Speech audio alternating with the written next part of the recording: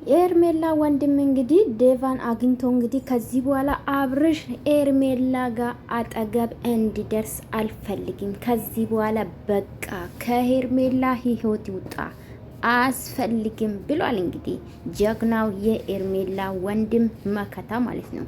እውነት ለመናገር እንደዚህ አይነት ቤተሰብ ስላለሽ መኩራት አለብሽ ብዬ ነው ማስበው ኤርሜላ ማለት ነው። የእውነት ለመናገር ወንድምሽን ሰምተሽ ከዚህ ህይወት ቢያንስ ነገሩ እስከሚስተካከል ድረስ ከአብርሽ ህይወትን መውጣት አለባት ብዬ ነው ማስበው። እንደኔ ገባችሁ? እኔ በጀመራ ማውቅ ያለውኝ ያ ቪዲዮ ሲለቀቅ እኔ ተናግሬያለሁ። ይሄ ነገር እውነት ከሆነ ራሱ ፍቅር ተልካ ነው ብያችሁ ነበረና አልቀራም ማለት ነው።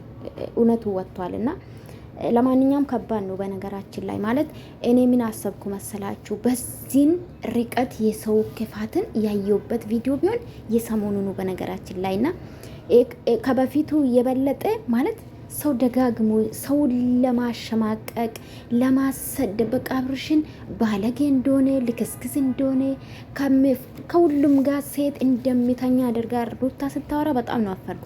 ቤተሰብ ትላንትና እውነት ለመናገር የመጡ አልመሰለኝ ማለት መሽቷል። እኔ በእርግጥ ክዳነ ብረት ያመቱም ስለሆነ ፕሮግራም ነበረኝ በቲክቶክ መሽቶ ነው የለቀቁት ቪዲዮ ራሱ ማለት ነውና ቪዲዮን አስተያየት አልሰጠሁበትም ቶሎ ፕሮግራሙ ስላልጨረስኩ ማለት ነው። ዶቼ እዛ ያያችሁ አይታችኋል ብዬ ነው ማስበውና አስተያየት አልሰጠሁበትም ማለት ነውና እንግዲህ ዛሬ የኤርሜላ ወንድም መጥቶ እንግዲህ ከዚህ በኋላ አብርሽ አስፈልግም ከህይወቱ እንዲወጣ እንፈልጋለን።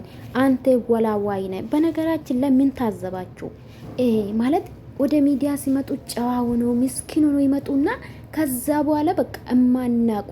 በነገራችን ላይ ዴቭ የምትባል ሰውዬ ማለት ነው እኛ አብርሽን ብለን ነው ሰብስክራይብ ያደረግነው፣ ማንም ብለን አይደለም። በነገራችን ላይ ማንም ብለን አይደለም፣ አብርሽን ብለን ነው ሰብስክራይብ ስናደርግ የነበረ።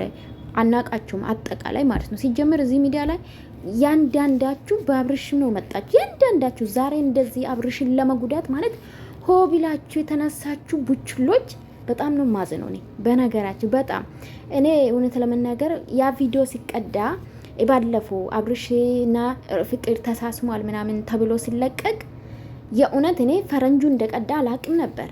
ብዙ ሰው ቪዲዮ ሰርቷል። ፈረንጁ ነው።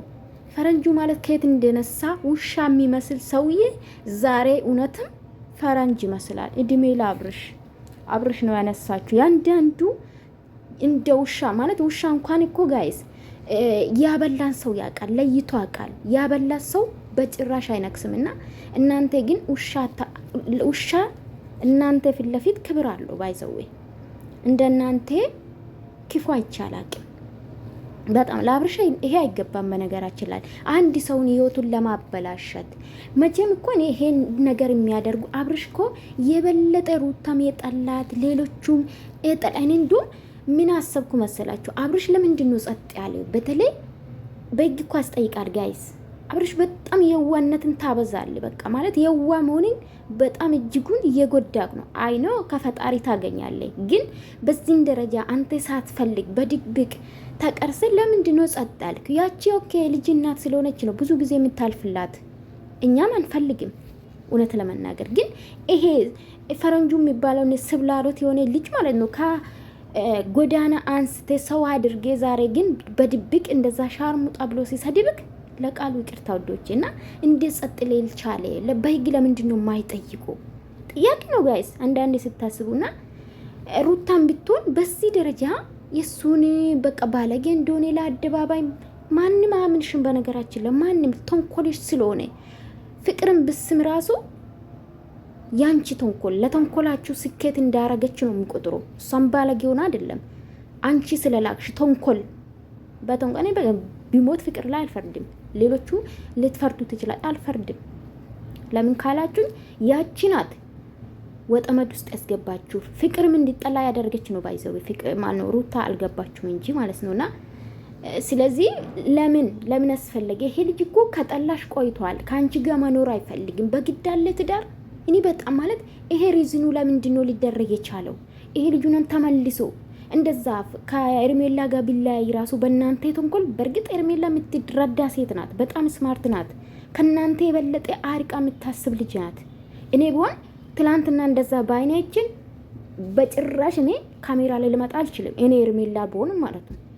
ግን እሷ ስለገባት ነው ተንኮሉ። አብርሽ ፈልጎ እንዳላደረገ ስለገባት ነውና ምንም ይሁን ምንም አብርሽ እስከሚያስተካክል ድረስ ከአብርሽ ጋር መምጣት አለባት ብዬ አላስብም።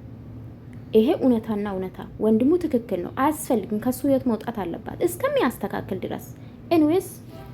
ስለዚህ ወንድሙ ትክክል ነው፣ ጀግና። ከዚህ በኋላ ከሱ ጋር መምጣት የለባትም እስከ አብርሽ እስከሚያስተካክሉ። ሁሌ አንገት ደፍቶ ማለት አያስፈልግም። በቃ እርምጃ መውሰድ አለበት ብዬ አስባለሁ። ሁሌ ልጅቷ ልቧ መሰበር የለባትም። በቃ ማለት ባውንደሪ እኮ መኖር አለባችሁ። ለምን የማይፈልግ ሰው የተጣለ ሰው ለተንኮል የሚፈልግ ሰው ለምን እንደሚገናኝ እሱ ነው ግራ የሚገባኝ። ለምን 44 ጊዜ አይደውሉ? ለምን ይገናኛል? ለምን እነሱ ጋር ይሄዳል? ይሄ እኮ ነው ጥያቄው ነው የእውነት። ሩታን ቢደውል ለምን? ምክንያቱም ማወቅ አለበት። በተለይ ደግሞ ፍቅር ጋር ለምን ሄደ? እዛን ጊዜ ተንኮል እንደሰሩ ተመካክሮ እንደሆነ ሰምቷል፣ አይቷል እነሱ እንደሆነ። ስለዚህ ታርጌታቸው ጎል ገብቷል ማለት ነውና ትክክል ነው ወንድሟ ብዬ ነው ማስበው። እናንተ ሀሳብ ኮሜንት ላይ አድርጉልኝ። ወዳችኋለሁ። ላይክ ሰብስክራይብ ማድረጋችሁ እንዳትረሱ።